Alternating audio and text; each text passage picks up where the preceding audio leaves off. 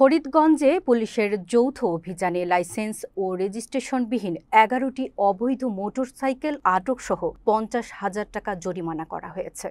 শনিবার ২রা আগস্ট সকালে ও একই দিন বিকেলে ফরিদগঞ্জ রায়পুর মহাসড়কে পৌর বাসস্ট্যান্ডে এ অভিযান পরিচালনা করা হয়। পুলিশ সূত্রে জানা গেছে, ফরিদগঞ্জ থানা পুলিশের একটি যৌথ টিম ফরিদগঞ্জ রায়পুর মহাসড়কে পৌর বাসস্ট্যান্ড চেকপোস্টের মাধ্যমে অবৈধ গাড়ির বিরুদ্ধে অভিযান পরিচালনা করেন। এতে লাইসেন্স ও রেজিস্ট্রেশন না থাকায় ১১টি অবৈধ মোটরসাইকেল জব্দ করা সহ ৫০,০০০ টাকা জরিমানা করা হয়। বিষয়টি নিশ্চিত করে ফরিদগঞ্জ থানার ভারপ্রাপ্ত কর্মকর্তা ওসি মোহাম্মদ শাহ আলম বলেন, অভিযান পরিচালনা করে রেজিস্ট্রেশন ও লাইসেন্সবিহীন ১১টি অবৈধ মোটরসাইকেল জব্দ করা সহ ৫০,০০০ টাকা অর্থদণ্ড করা হয়েছে। অবৈধ গাড়ির বিরুদ্ধে এ অভিযান অব্যাহত থাকবে বলেও তিনি জানান।